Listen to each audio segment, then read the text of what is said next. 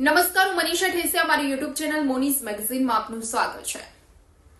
13 નંબરના આંકડાથી લોકોને ડર લાગતો હોય છે, એવો ભય સતાવતો હોય છે કે કંઈક અશુભ થશે, કેમ કે સારું કામ કરતા પહેલા લોકો 1000 વખત વિચાર કરતા હોય કે ક્યાંક આ 13 તારીખ તો નથી ને, 13 નંબરનો વ્યક્તિ તો નથી કે પછી 13 નંબરનો આંકડો નથી।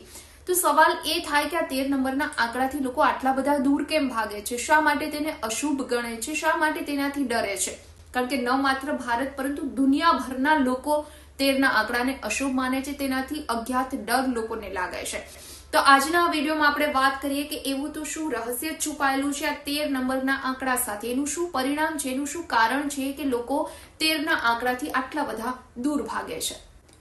શું તમને પણ 13 નંબરનો આંકડો સાંભળતા ભય લાગે છે કે પછી ડર સતાવે છે? તો દુનિયામાં તમે એવા એક વ્યક્તિ નથી, કારણ કે ઘણા બધા લોકો એવા છે કે જે 13 નંબરના આંકડાને અનલકી ગણે છે અને તેને અશુભ માને છે। અને એમાં પણ જો 13 તારીખે શુક્રવાર આવતો હોય તો આ દિવસને દુનિયાના ઘણા બધા લોકો સૌથી અપશુકનિયાળ દિવસ કે અનલકી દિવસ ગણતા હોય છે। વિદેશમાં ઘણી બધી હોટલો એવી છે કે જ્યાં 13મો માળ નથી, એટલે કે 12 માળ પછી સીધો 14મો માળ આવે છે। ઘણી બધી હોટલ્સ એવી છે કે જેમાં 13 નંબરનો રૂમ રાખવામાં નથી આવતો। જ્યારે કોઈ વ્યક્તિ પાર્ટી માટે પૂછવા જાય તો તેને સામેથી પૂછવામાં આવે છે કે શું પાર્ટીમાં તમે 13 વ્યક્તિ એક સાથે ભોજન કરવા બેસવાના છો? એટલે ઘણી બધી માન્યતા એવી બધી છે। ભારતમાં તો ઠીક, પરંતુ વિદેશના લોકો 13 નંબરના આંકડાથી ખૂબ જ દૂર ભાગી રહ્યા છે। તો કેટલાક રિપોર્ટ્સ અનુસાર 13 નંબરના આંકડાને એટલા માટે અનલકી ગણવામાં આવે છે કે કોઈક એવા વ્યક્તિએ ઈસુ ખ્રિસ્તને દગો આપ્યો હતો કે જેની સાથે ઈસુ ખ્રિસ્ત રોજ રાત્રિ ભોજન કરવા માટે બેસતા હતા અને આ વ્યક્તિ 13 નંબરની ખુરશી પર બેસતો હતો। બસ ત્યારથી લોકોમાં એવો ભય ફેલાઈ ગયો છે ને લોકો 13 નંબરના આંકડાથી ખૂબ જ દૂર રહે છે। તો બીજી તરફ ભારતમાં 12 નંબરનો જે આંકડો છે તેને ખૂબ શુભ માનવામાં આવે છે, કારણ કે ઘડિયાળમાં પણ 12 કાંટા હોય છે, 12 કલાક સમયની ગણાય છે। આ સિવાય વર્ષમાં મહિનાઓ પણ 12 હોય છે, રાશિ પણ 12 છે, ઈસુ ખ્રિસ્તના અનુયાયીઓ પણ 12 હતા।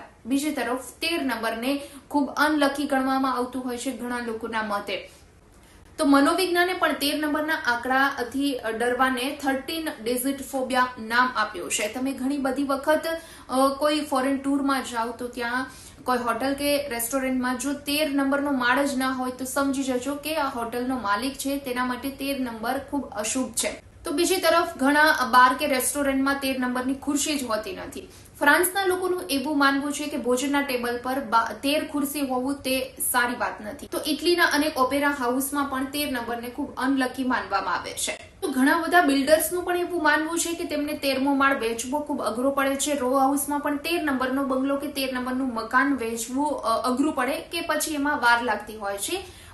એક રીતે લોકો આને અંધશ્રદ્ધા પણ માનતા હોય છે કે આ આપણો વહેમ છે અને મનનો ફોબિયા છે, આવું કશું જ હોતું નથી। તો બીજી તરફ અમેરિકા જેવા વિકસિત દેશમાં પણ જ્યારે 13 તારીખ અને શુક્રવારનો સંયોગ આવતો હોય છે ત્યારે લગભગ વાર્ષિક $9 અબજ જેટલું પ્રોડક્શન પર તેની અસર પડતી હોય છે। તો ઘણા યુરોપિયન તો આ દિવસે ઘરની બહાર નીકળતા પણ ડરે છે અને ઘરની બહાર નીકળવાનું પણ ટાળતા હોય છે।